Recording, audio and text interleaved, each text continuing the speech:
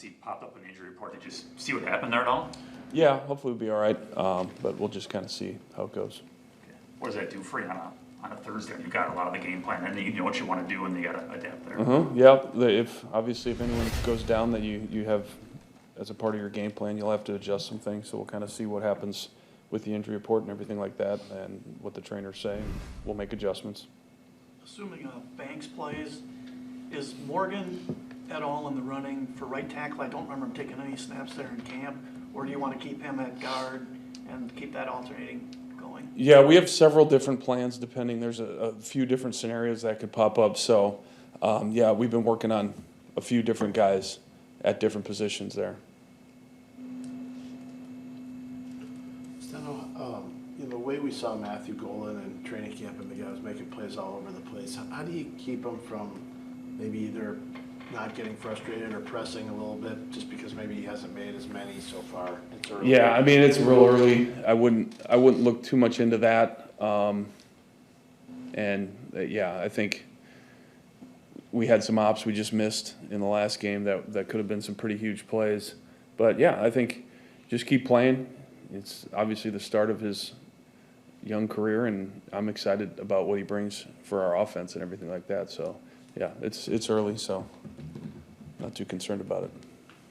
Matt had spoken highly about Belton's performance against Washington. What did you guys see from him, I guess, training camp, but into the season here in those practices to say we want to give him that opportunity in that game? Yeah, I mean, he's had some ups and downs, just like any young player throughout the training camp and all that, the OTAs and everything like that. But when you saw him when he first came in, he just had excellent size, excellent athleticism for his size, and then he just kept getting better and better. Obviously, I thought he played very well versus the Commanders, and it's just one of those things, like, you got to give guys a chance, and I was really proud of how he went out there and played and competed.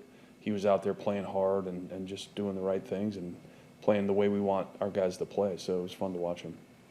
Obviously, I'm sorry, Bill. I know it's never ideal for you to lose guys to injuries, but is there, I don't know, maybe a silver lining at all that you've been able to get a look at what your depth looks like, and does it add some confidence now that if you need them throughout the year? No, totally. It's like you just said. You never want to lose guys, but yeah, when guys can go out there and get that experience that they can lean back on at some point later, if they remain a backup, or sometimes guys just show up and take a starting job, like that's something that's really important for a young player in their careers, for sure.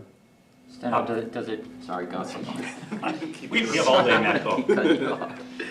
Go ahead. Okay. You obviously did well against Hutchinson in week 1. You had the matchups against Aaron Donald over the years. You got Gerald did pretty well there too. What's been the key to silencing those really big time guys, or maybe not silencing, limiting the impact of them? I wouldn't say silencing at all. I would say you just got to make sure you have a plan for them, for sure. And, in the NFL, it's like whatever you did in the past, the only thing that matters is what you do this week. And we're going to have a huge challenge ahead of us with Myles Garrett, and not only him, but the entire Browns defensive line. They're very good. So we just got to take it 1 week at a time and trust our techniques, trust our schemes, and just do what we do. A lot of teams probably don't have a guy who can replicate Garrett on scout team or whatever. Does it help your guys going up against? Definitely don't. Yeah. Does it help going up against Micah in practice Absolutely. when they're about to block a guy like 100. Yep. Definitely. that? In what ways? Just the same, like the way, the intensity they play with, their playmaking ability on the edge, just everything about their game. They're the same type caliber players.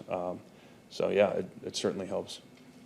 Stenavich, what do you think of what you've gotten from your downfield game? Like, it feels like the league went through a period where they just made it so hard to go downfield, and you guys have taken a bunch of shots, several of them successful. You just missed on the 2 to Golden. Yeah. What do you think of that, and how does your quarterback throw it, do you think? I think he does a great job.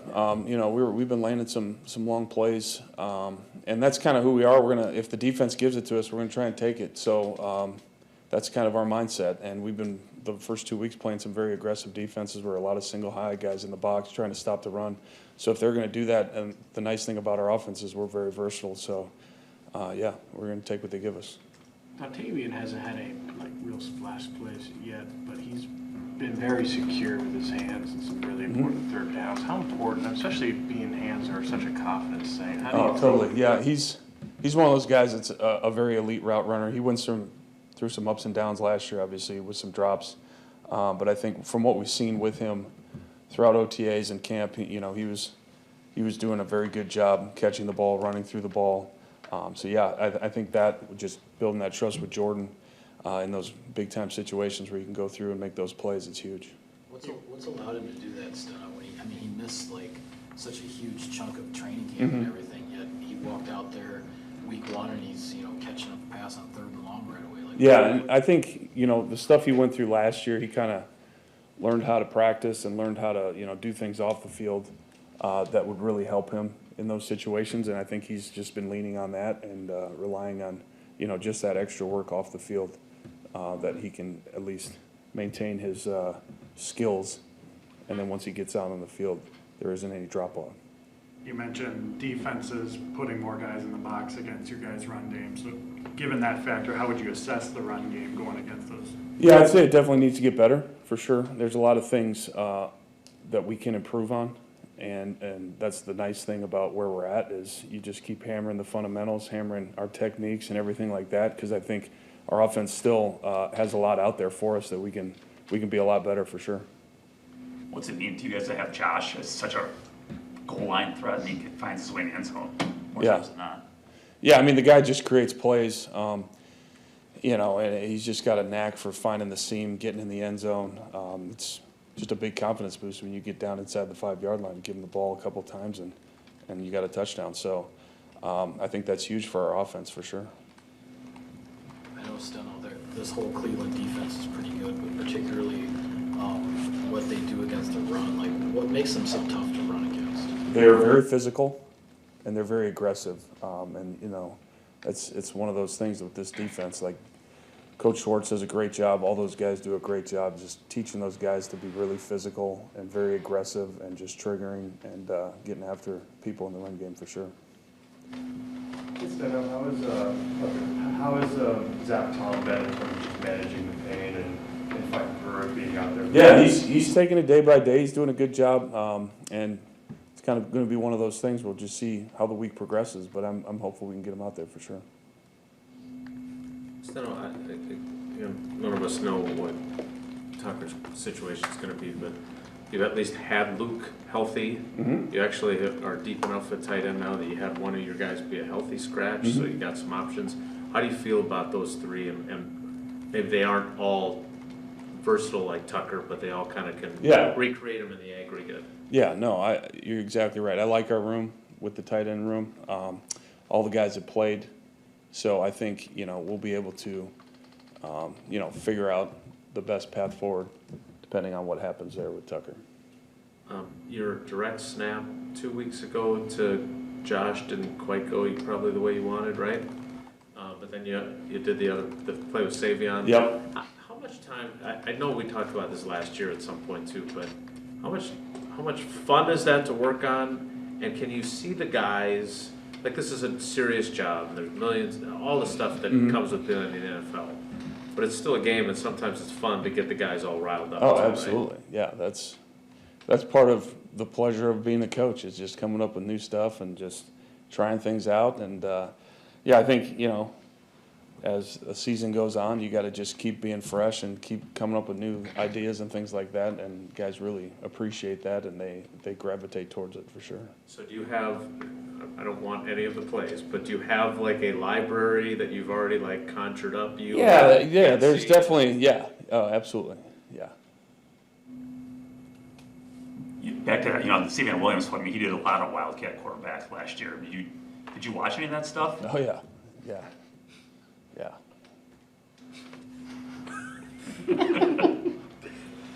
How's he throw the rock? Can I ask? He claims great.